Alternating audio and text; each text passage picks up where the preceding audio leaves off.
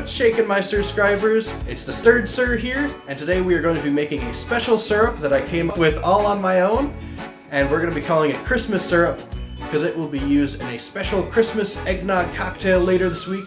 Syrup usually has to be heated on the stove to help combine the sugar and the water, so we're going to be heading over to the kitchen.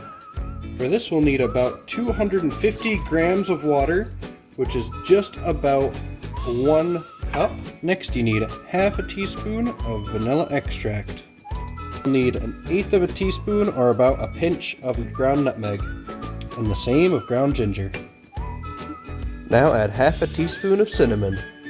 Now we've got 2 allspice berries and 1 whole clove. And last we need 8 grams or about 3 peels of orange.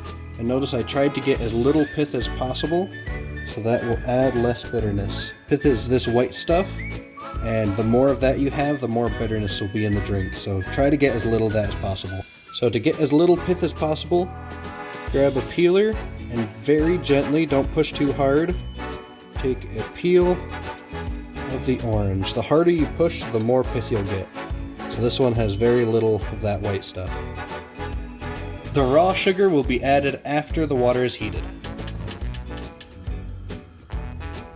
Now just heat the water mixture, break up any spice clumps, and just stir it around for about 5 to 10 minutes.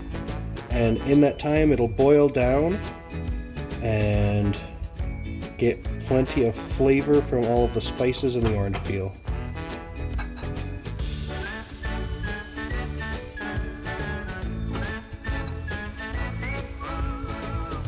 So this smells really good. I don't know if you ever use like a Christmas, potpourri? But this, even if you don't make the syrup out of it, it smells like Christmas in here. You could use it as a potpourri on your stovetop, and even just doing this is amazing. My wife said that we will be having to try the Christmas syrup in our coffee tomorrow morning, so I'll let you know how that goes. So it's been about 5 minutes, so I'm going to take it off the heat, give it one last stir, make sure there's no clumps that somehow made it. And next we are going to be straining it into a pitcher and weighing to see how much it is. So now we're going to pour this through a mesh filter that will catch the orange peel and any clumps that are left. And what we're going to do is weigh it to see how much liquid we have left.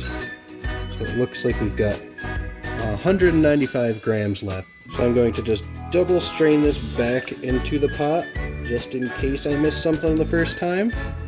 I'm going to add 195 grams of our sugar. I ended up pouring just over the 195. A few grams isn't going to make a huge deal, so we're going to just go with that. And now we're going to put it back on the stove and heat to mix up the sugar so it all melts in.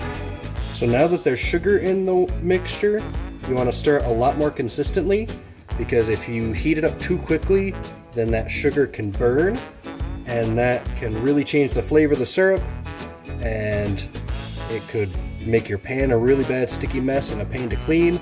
So be sure to just heat it up slowly. If you're wondering why it's more watery than most of my syrups, it's because we did equal parts sugar and water. And normally I do 2 parts sugar, 1 part water. The reason I did a 1-to-1 is so that the syrup can add more of the spiced and citrus flavors without adding too much of the sweetness.